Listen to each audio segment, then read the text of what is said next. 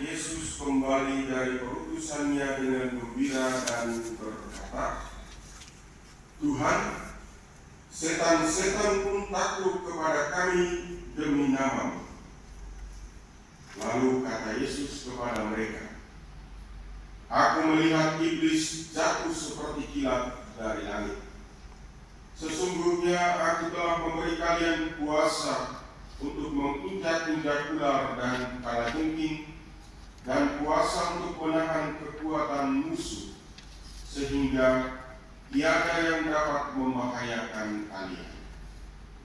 Namun demikian, janganlah bersukacita karena roh-roh itu takluk kepadamu, tetapi bersukacitalah karena nama-Mu terdaftar di surga." Pada waktu itu juga bergembiralah Yesus dalam Roh Kudus dan berkata, "Aku bersyukur kepadamu ya Bapa, Tuhan langit dan bumi, karena semuanya itu Kau sembunyikan bagi orang bijak dan pandai, tetapi Kau nyatakan kepada orang kecil. Ya Bapa, itulah yang berkenan di hati-Mu. Segala sesuatu telah diserahkan kepadaku oleh Bapa-Ku, dan tiada seorang pun yang tahu siapakah anak selain Bapa, dan siapakah Bapa selain anak, dan orang yang kepadanya anak berkenan menyatakannya." Sesudah itu berpalinglah Yesus kepada para murid dan berkata, "Berbahagialah mata yang telah melihat apa yang kalian lihat. Karena aku berkata kepadamu, banyak nabi dan raja ingin melihat apa yang kalian lihat, tetapi tidak melihatnya, dan ingin mendengar apa yang kalian dengar, tetapi tidak mendengarnya." Demikianlah sabda Tuhan. Terpujilah Kristus.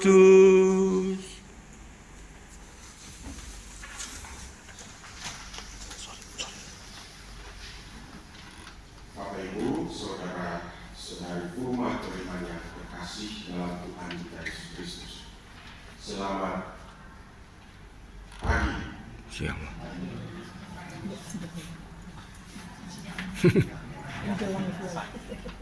Apa kabar?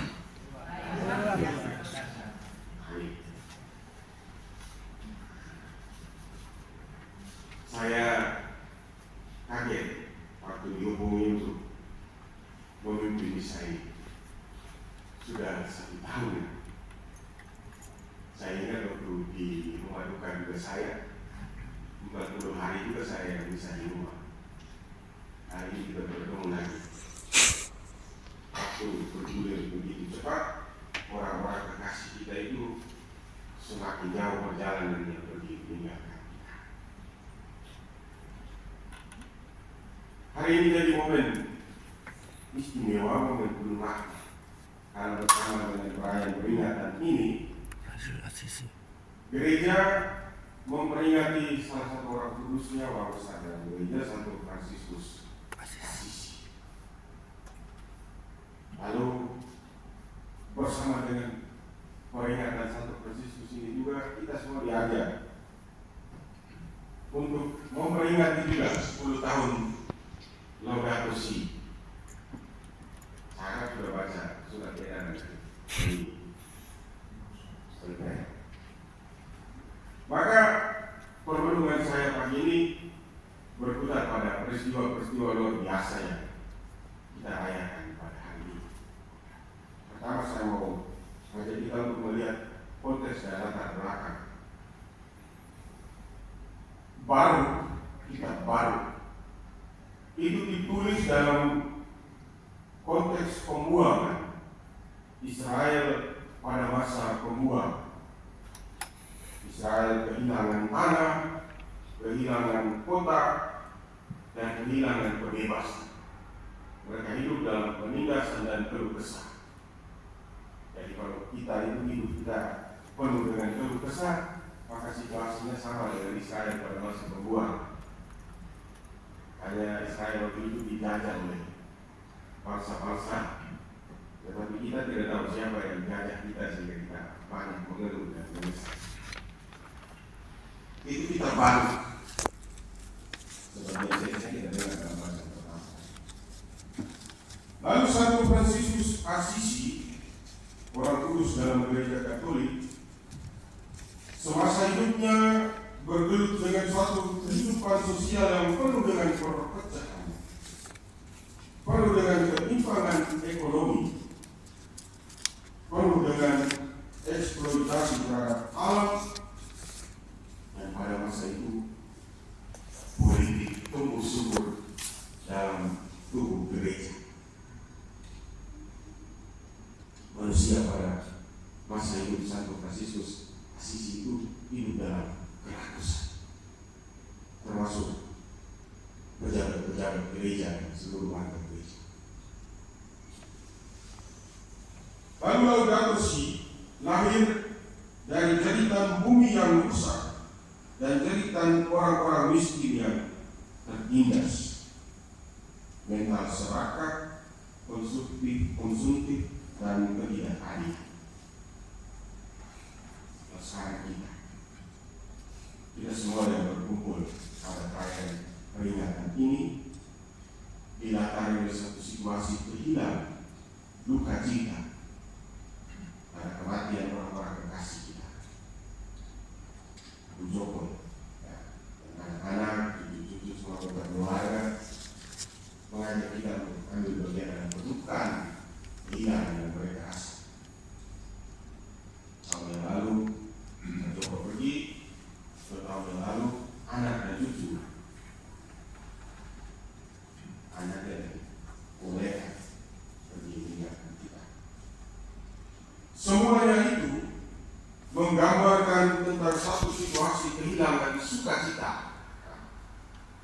Maka dalam Injil Tuhan Yesus mengundang kita untuk menemukan kembali sukacita sejati. Melalui apa? Di dalam rasa syukur, dalam persaudaraan, termasuk dengan seluruh cita, dalam hidup dengan hati yang berakar pada Allah. Saudara-saudari yang terkasih, Tuhan Yesus mengundang kita untuk membalik cara pandang hidup dari logika kuasa dan kepemilikan menuju logika syukur dan persaudaraan, dari kematian kepada kehidupan. Itulah jalan menuju sukacita sejati. Sukacita yang tidak bergantung pada situasi, melainkan murni pada Allah yang menjadi kekuatan hidup kita. Kalau Tuhan itu jadi sumber sukacita, maka tidak ada yang akan bisa ambil sukacita ini dari dalam hidup kita. Karena kalau Tuhan diambil dari kita, maka kita masuk dalam situasi yang namanya mati. Maka saya mengajak kita untuk bersama-sama mendalami seperti apa sukacita sejati yang ditawarkan Yesus kepada kita. Yang pertama, sukacita sejati itu bukan dari memiliki atau menguasai. Kita dengar dalam kisah Injil tadi, murid-murid tampak begitu senang, begitu bangga, karena dalam misi perutusannya bisa menaklukkan, bisa mengalahkan roh jahat. Mereka pulang dengan penuh kebanggaan dan kegembiraan melaporkan itu kepada Yesus Tuhan. Roh-roh itu kami taklukkan demi nama. Mereka pikir itulah keberhasilan misi mereka, dan itu menjadi kebahagiaan dan sukacita mereka. Tuhan Yesus segera meluruskan, bukan kuasa itu yang menjadi sukacita perutusan dan sukacita kemuridan, tetapi karena hidup yang berakar pada Allah. Kalau kita mau dalam lagi, mau tanya lagi, kira-kira kuasa itu dapat dari mana? Kira-kira kuasa mereka bisa usir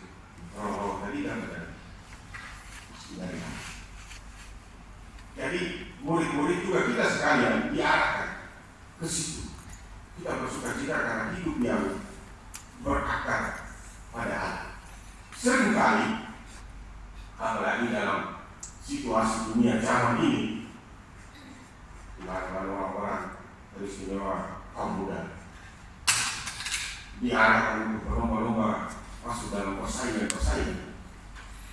Kita semua sering mengukur kebahagiaan kita itu dari apa yang kita punya, dari apa yang kita miliki. Kita bahagia, disebut bahagia kalau kita punya kuasa misalnya, atau jabatan, atau pangkat. Kita baru boleh dibilang bahagia kalau kita punya harta, berapa mobil. Kalau motor orang tidak sebut dari situ. Motor itu sudah berjalan biasa. Kalau kami di Flores masih luar biasa. Karena di beberapa wilayah itu ada yang masih menunggangi kuda. Di sini ya. Sudah punya berapa mobil, sudah punya berapa rumah, sudah punya berapa apartemen misalnya. Kita baru boleh dibilang bahagia kalau kita sudah punya prestasi-prestasi. Bahkan dalam melamar kerja juga orang tanya tentang ini, punya pengalaman apa saja. Kebetulan sekarang kami siap-siap mau magang, jadi sedang menyiapkan itu juga dalam CV. Punya pengalaman apa dalam organisasi. Saya secara tahu dan mau tidak tulis apapun, cukup tulis bahwa saya pernah studi filsafat dan teologi, selesai. Orang menerima kita makan silakan, tidak diundi waktu sudah jadi imam. Itu jadi ukuran-ukuran kebahagiaan. Tuhan Yesus ingatkan, semua itu waktu. Seketika waktu bisa hilang dan diambil dari kita barang-barang, harta, jabatan. Dalam sekejap semuanya itu bisa diambil dari dia. Jadi dia ingatkan bahwa sukacita sejati itu bukan berdasar pada apa yang kita miliki atau apa yang kita kuasai.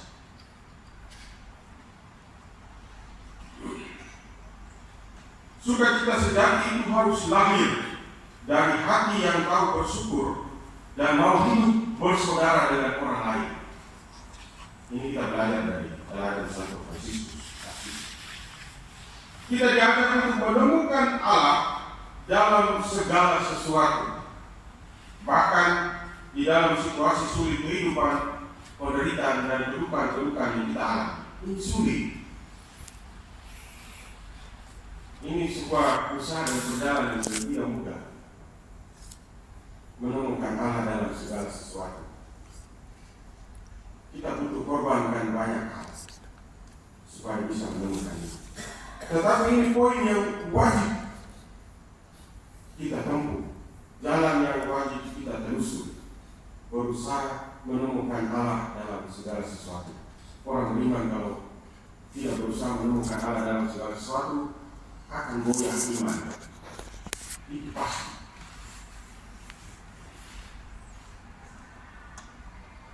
Sementara itu saudara-saudari yang terkasih, seruan Laudato Si mengajar kita untuk bersukacita di dalam kehidupan yang harmonis, secara khusus dan istimewa dengan alam lingkungan kita. Dia ada kita. Pertama-tama untuk sadar apakah saya berkontribusi merusak alam atau tidak. Dan sesudahnya membangun tobat ekologis. Tobat ekologis itu hanya bisa terjadi kalau kita sadar dulu apa yang sudah kita buat. Kalau tidak akan percuma melakukan tobat ekologis.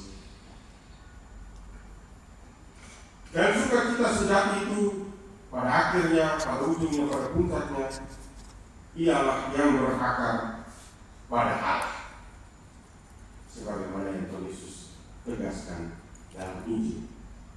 Yesus sendiri bersukacita dalam Allah. Sukacitanya lahir dari relasi yang intim dengan Allah, bukan pencapaian-pencapaian duniawi yang dia dapat. Misalnya kekaguman orang ketika ia selesai mengadakan mujizat, orang lain mengeluh-elukan dia bukan. Tapi yang bersukacita, bersyukur dalam Allah. Aku bersyukur kepada Bapa Tuhan langit dan bumi. Sukacita kita mesti berakar dalam Allah. Dan inilah undangan bagi kita untuk menemukan kekuatan hidup bukan pada dunia yang selalu berubah-ubah, melainkan pada Allah yang tetap setia. Sukacita seperti ini tidak bisa dicuri oleh penderitaan sekalipun, oleh kegagalan atau oleh kerusakan dunia. Juga tidak akan bisa diambil bahkan secara paksa oleh kematian, karena ia berakar di dalam Allah. Saya yakin kita semua pasti sepakat di jongkok bersama anak-anak, cucu dan menantu dan keluarga pasti sedih, berduka cita ketika mengalami kehilangan, kematian orang-orang terkasih. Pun kita semua yang hadir di sini pasti berduka cita. Tetapi di dalam iman akan Allah kita mesti percaya kematian bukan akhir dari segala-galanya. Hubungan dan relasi yang terjalin di antara kita di dalam Kristus tidak dapat dipisahkan bahkan oleh maut sekalipun. Maka gereja kemudian mengajak kita untuk selalu berdoa keluarga-keluarga orang beriman di dalam dunia. Maka orang selalu bilang begini, kita boleh berduka tapi secukupnya. Kita boleh bersedih tapi semestinya. Jangan sampai kedukaan dan kesedihan kita itu membuat kita mengalami apa yang pernah dialami oleh Maria Magdalena ketika berhadapan dengan hari-hari kematian Tuhan Yesus. Masih ingat apa yang terjadi dengan Maria Magdalena dalam Injil Yohanes? Lupa. Cerita tentang hari-hari kebangkit. Dia datang ke kubur lalu dia tidak kenal Tuhan Yesus. Satu hal yang aneh. Injil juga mencatat, tradisi juga mencatat bahwa Maria ini punya sesuatu yang istimewa dengan Tuhan Yesus. Baru 3 hari loh dipisahkan. Masa tidak kenal? Aneh kan? Itu hanya mau menggambarkan betapa Maria tenggelam dalam kedukaan sehingga pandangannya kabur, matanya buram oleh air mata. Masih lagi tidak kenal Tuhan, berdiri tepat di depan, malah berkomunikasi dengan dia pula. Siapa yang bercari? Kenapa menangis? Aneh kan? Tapi itulah yang terjadi. Kalau kita tinggal dalam kedukaan, tenggelam dalam kesedihan, mungkin kita juga akan mengalami. Kita tidak mampu lagi menemukan Tuhan dalam seluruh syarat kehidupan. Dan saat itulah kita tidak mengalami sukacita lagi. Saudara-saudari yang terkasih, semoga peristiwa istimewa, peristiwa luar biasa yang kita peringati dan kita rayakan hari ini mengarahkan kita kembali kepada iman yang sejati di dalam Allah melalui perantara kita Tuhan kita Yesus Kristus yang menunjukkan kepada kita jalan kepada sukacita yang sejati yang tidak akan pernah diambil dari seluruh kesiaran kehidupan kita. Beranilah anak-anakku, berserulah kepada Tuhan. Jangan putus asa, tetaplah kembali pada Allah dengan hati yang baru. Amin.